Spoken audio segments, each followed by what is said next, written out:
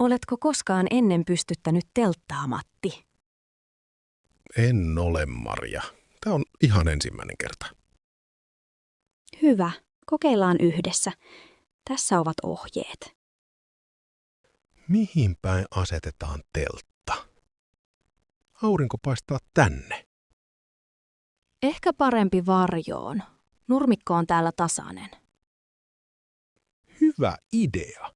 Silloin sateella vesi ei kulje teltan alle. Sää näyttää hyvältä nyt, mutta Suomessa sää vaihtuu nopeasti. Niinpä. Otetaan tää riski. Tässä on telttapussin sisältö. Tuossa on kangas, kepit ja pussi täynnä maakiiloja. Aloitetaanko koomalla telttakepit? Joo, ohje sanoo, että kepit työnnetään kankaan läpi. Ojennatko minulle yhden kepin? Tässä, ole hyvä. Nämä kepit ovat aika pitkiä. No niin, kepit menevät ristiin keskelle. Se näyttää oikealta. Nyt nostetaan teltta ylös. Vähän vaikeaa yksi. Autatko sinä toiselta puolelta? Totta kai. 1, 2, 3. Nyt se on pystyssä. Hyvin meni. Nyt tarvitsemme maakiilat. Kiilat pitävät teltan maassa, vaikka tuulee. Suomessa metsäretkillä teltta on usein tarpeen. Varsinkin Lapissa. Kesällä voi olla paljon hyttysiä. Oletko yöpynyt teltassa aiemmin? Olen ollut kerran Oulangan kansallispuistossa. Kuulostaa hienolta. Haluan joskus käydä siellä. Paina kiilat syvälle, etteivät ne irtoa yöllä.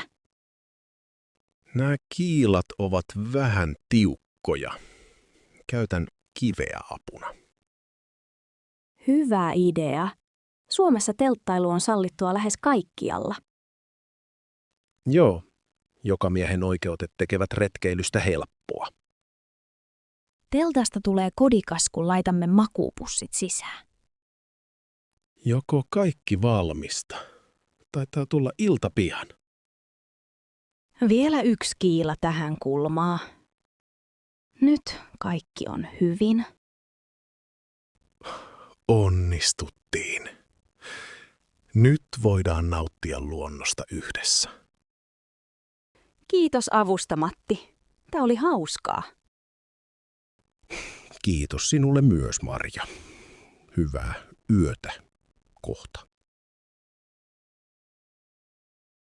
Mikko, miksi konepelti on auki? Onko autossa vika? Niin, auto hajosi juuri kun olin matkalla mökille. Voi ei. Missä kohtaa matkaa tämä tapahtui? Tässä, keskellä maaseutua. Ihan yllättäen vain pysähtyi. Oliko polttoaine loppu vai jotain muuta? Ei, bensa oli tarpeeksi. Luulen, että akku tai moottori.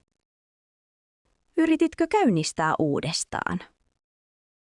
Kyllä, monta kertaa. Ei mitään. Kuului vain nakutus. Se kuulostaa ikävältä. Soititko hinausauton? Soitin. Se tulee ehkä tunnin päästä. Onko sulla kaikki kunnossa? Etkö paleele? Ihan hyvin pärjää, mutta harmittaa viikonloppu. Odotitko tätä mökkireissua pitkää? Kyllä, olin suunnitellut kaiken valmiiksi. No, suomalaiset mökit ovat kyllä parhaita. Totta. Ja halusin saunoa pitkästä aikaa. No, ehkä ehdit vielä tänään perille. Toivotaan niin. Tiedätkö, Suomessa on 3 miljoonaa saunaa. Tiedän. Monilla perheillä on useampikin sauna. Ilman sähköä kyllä mökkisaunan lämmitys kestää kauaa. Onko sinulla eväitä autossa odottamiseen? Onneksi on voileipiä ja kahvia mukana. Hyvä, muuten voisi tulla nälkä odotellessa. Olen vain huolissani suunnitelmien muuttumisesta. Joskus pienetkin viat muuttavat kaiken. Niinpä. Koko viikonloppu tuntuu nyt erilaiselta. Ehkä tästä tulee kuitenkin hauska muisto.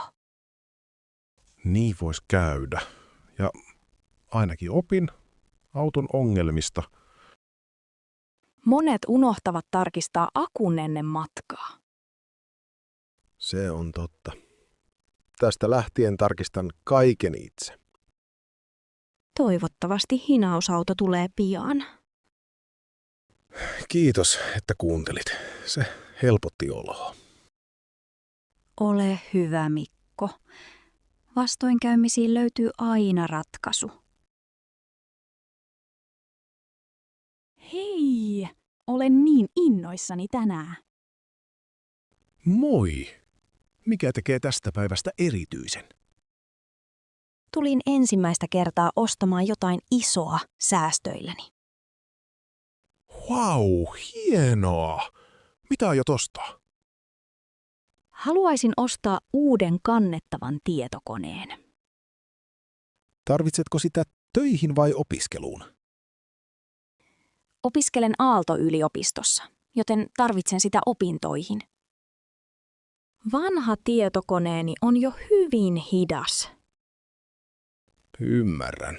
Kannettava on tärkeä hankinta. Säästin rahaa koko vuoden tätä varten. Se on iso saavutus. Paljonko säästit? Noin 900 €. Hyvin tehty. Tiedätkö jo millaisen haluat? Ajattelin sellaista, jossa on hyvä akku. Pidän myös kevyistä koneista. Kannattaa kokeilla ennen ostoa. Tiesitkö, että Suomessa elektroniikka on usein edullista verrattuna muihin Pohjoismaihin? En tiennyt. Onko sillä kokemusta ostamisesta täältä? Ostin viime vuonna television tästä kaupasta. Oliko palvelu hyvää? Kyllä, ja myyjä auttoi valitsemaan sopivan mallin. Se kuulostaa hyvältä. Toivottavasti löydän myös avuliaan myyjän. Haluatko katsoa nämä uudet mallit tuolla? Kyllä, ehdottomasti. Mistä aloitetaan? Tuolla vasemmalla on paljon vaihtoehtoja. Kiitos. On kyllä jännittävää tehdä iso ostos itse. Ensimmäinen suuri ostos jää aina mieleen. Aion kertoa tästä äidilleni myöhemmin. Hän on varmasti ylpeä sinusta. Toivon niin.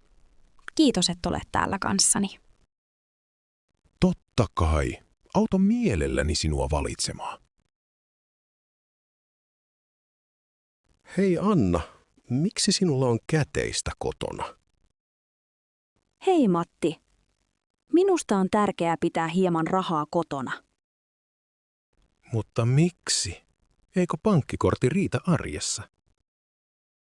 Joskus kortti ei toimi, esimerkiksi sähkökatkon aikana.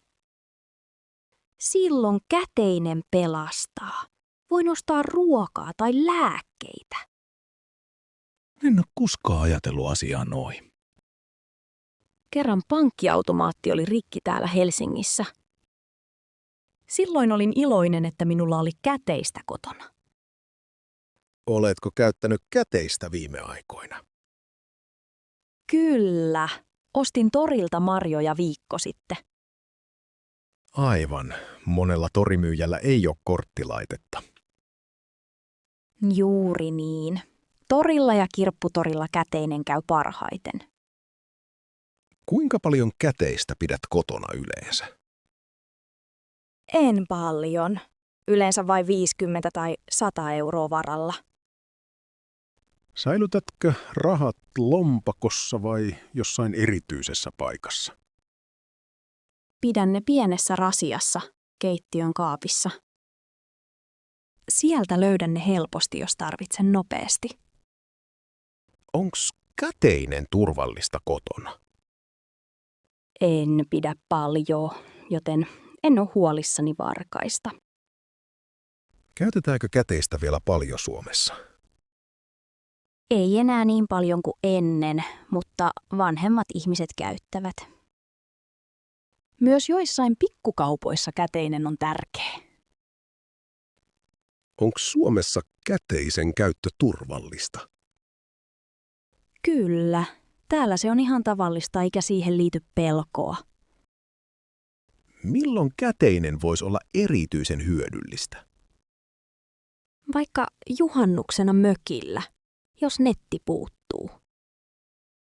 Tai jos matkustat maaseudulle, kortti ei aina toimi. Totta, eipä tullut mieleen. Pitäisikö minunkin varata käteistä? Ehkä pieni määrä riittää, varmuuden vuoksi.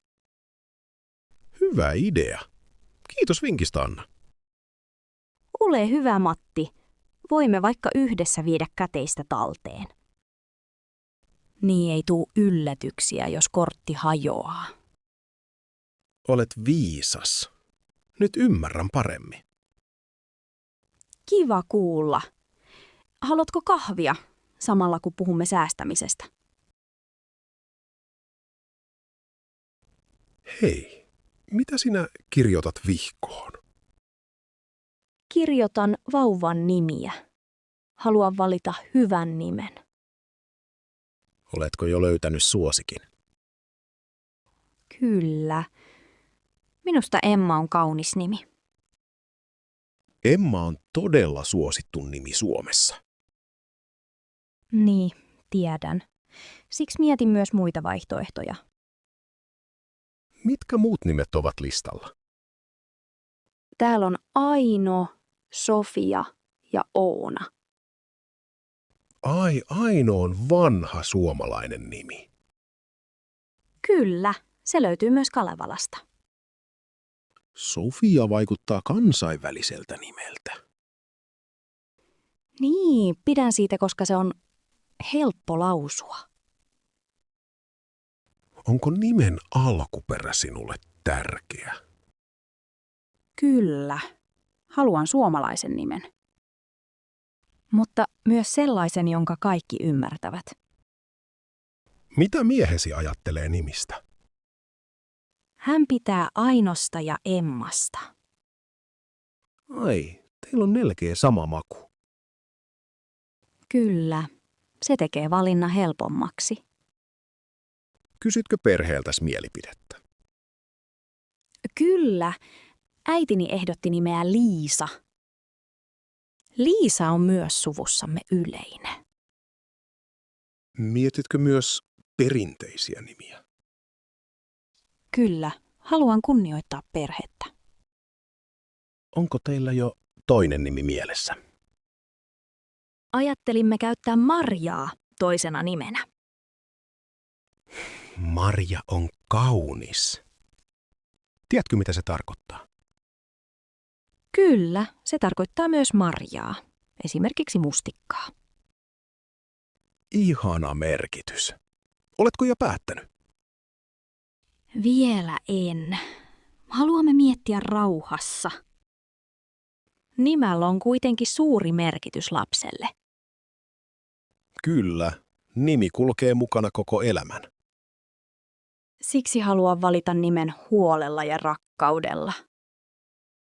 Uskon, että teet hyvän päätöksen. Onnea valintaan. Hei, mitä teet täällä pihan laidalla? Moi! Olen leikkaamassa omenapuuta. Ai, puun leikkaaminen. Voinko katsoa? Totta kai. Tuu vaan lähemmäksi. En ole koskaan leikannut puuta ennen. Ei hätää. Voin näyttää, miten se tehdään. Otat vain oksasakset näin käteen. Sopiiko, jos kokeilen myöhemmin itse? Totta kai. Voit harjoitella tällä oksalla. Miksi puu pitää leikata keväällä? Keväällä puu kasvaa paremmin. Se on vanha tapa. Silloin leikkaus ei vahingoita puuta. Ahaa, kuulostaa järkevältä.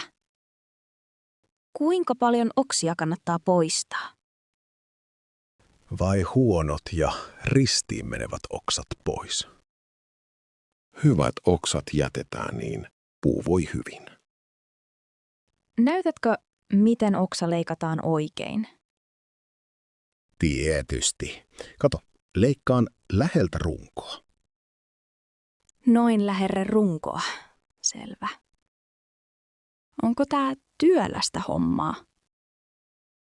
Ei oikeastaan. Se on mukavaa ulkoilua keväällä. Suomessa tämä on monelle kevään perinne. Se kuulostaa hauskalta. Tykkään ulkoilla. Kuinka usein tää täytyy tehdä? Riittää kerran vuodessa. Yleensä maaliskuussa. Onko puu sinulle tärkeä? Kyllä. Tämä omenapuu on ollut täällä vuosia. Se antaa meille herkullisia omenoita syksyllä. Minäkin rakastan kotimaisia omenoita. Saanko kokeilla leikata tuon pienen oksan? Totta kai. Tartu saksiin ja paina varovasti. Noin. Menikö se oikein? Hienosti tehty. Olet luonnonlahjakkuus. Kiitos. Opin tästä paljon uutta tänään. Hyvä juttu. Mukavaa päivänjatkoa, Sanna. Hei, Sanna. Miksi pidät enemmän lomasta järvellä kuin merellä? Hei Matti. Rakastan järveä, koska siellä on rauhallista. Merellä on usein paljon ihmisiä ja melua. Se on totta. Mutta meri on niin suuri ja kaunis. On. Mut järven vesi on yleensä lämpimämpää. Voin myös uida rauhassa ilman aaltoja. Pidätkö siis enemmän uimisesta järvessä? Kyllä, järvessä uiminen tuntuu turvalliselta. Ja rannat ovat usein pehmeitä, ei kiviä. Ymmärrän. Tykkäätkö kalastaa järvellä? Kyllä. Kalastus on kivaa ja rentouttavaa järvellä. Oletko koskaan kalastanut auringonlaskuaikaan? Olen kerran. Se oli todella kaunista. Järvellä näkee usein joutsenia ja vesilintuja. Niin. Suomen kansallislintu on laulujoutsen. Aivan. Se onkin upea näky luonnossa. Merellä voi myös nähdä laivoja ja purjeveneitä. Se on totta, mutta järvellä näkee enemmän metsää. Tykkää hiljaisuudesta. Metsä tuoksuu hyvältä aamulla. Metsä ja järvi kuuluvat hyvin yhteen. Kesämökit ovat usein järven rannalla Suomessa. Monet perheet viettävät juhannuksen mökillä. Me vietimme lapsena kesät mökillä Päijänteellä. Minäkin. Soudimme veneillä ja keräsimme mustikoita. Nyt ymmärrän, miksi järvi on sinulle tärkeä. Kyllä, järvi muistuttaa minua kotiseudusta. Pidän myös saunasta ja uimisesta järvessä. Sauna ja järvi ovat suomalaista kulttuuria. Aivan. Saunan jälkeen on ihana pulahtaa järveen. Ehkä ensi kesänä voimme mennä yhdessä järvelle. Se olisi hienoa. Näytän sinulle lempipaikkani. Odota jo sitä. Kiitos, että kerroit, Sanna. Kato, Laura. Puumajamme on yhä täällä. Vau, Mikko. En uskonut sen vielä olevan pystyssä.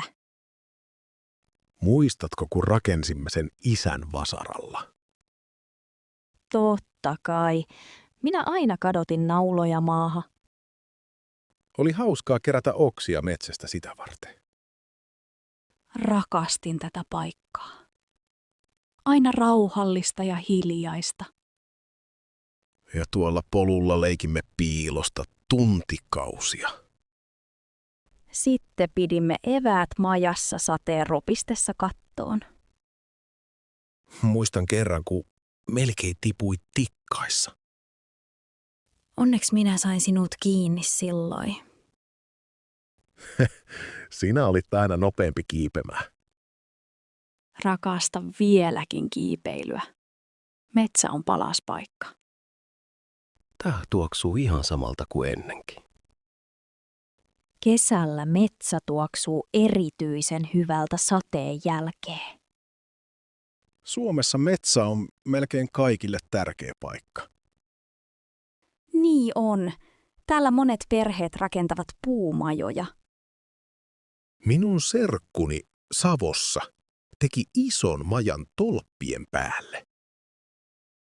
Oi, Savossa on hienoja kuusimetsiä. Oletko käynyt siellä?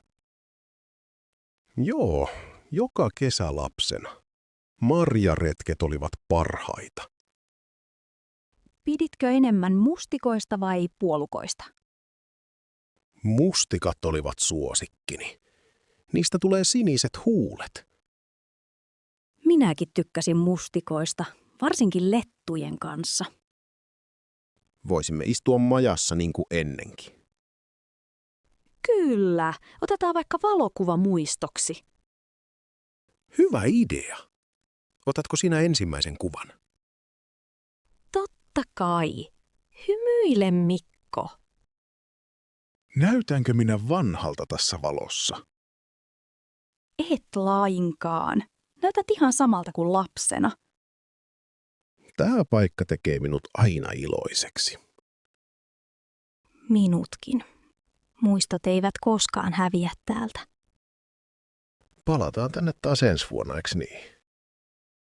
Sovittu, Mikko. Tämä on meidän salainen paikkamme. Tervetuloa, Markus. On tosi kiva, että tulit kylään. Kiitos kutsusta, Anita. Täällä tuoksuu ihanalle. Valmistin intialaista ruokaa tänään. Toivottavasti pidät siitä. En ole koskaan maistanut intialaista ruokaa ennen. Hienoa. Nyt on hyvä tilaisuus kokeilla. Mitä ruokia olet tehnyt?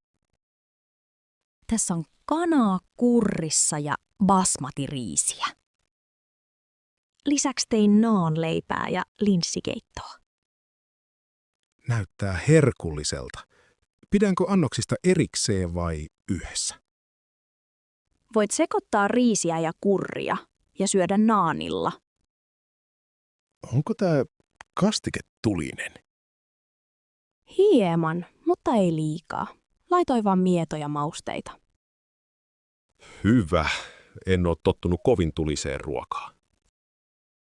Intiassa käytämme paljon mausteita, kuten kurkumaa ja inkivääriä. Kuulostaa terveelliseltä. Mitä on tuossa kulhossa? Se on raitaa, eli jukurttikastike. Se viilentää suuta. Maistetaanpa. Tämä on todella hyvää. Kiva kuulla.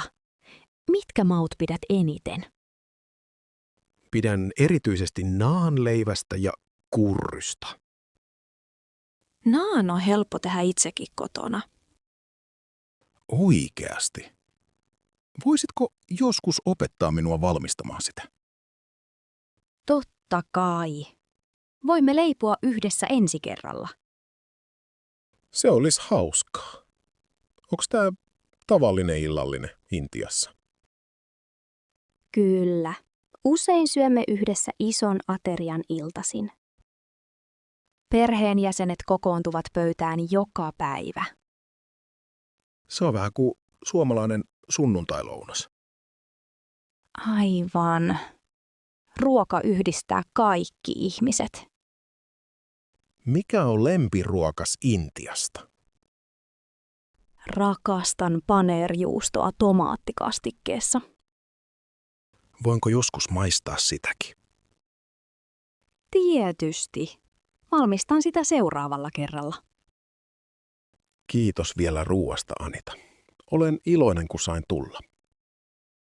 Oot aina tervetullut meidän pöytään, Markus.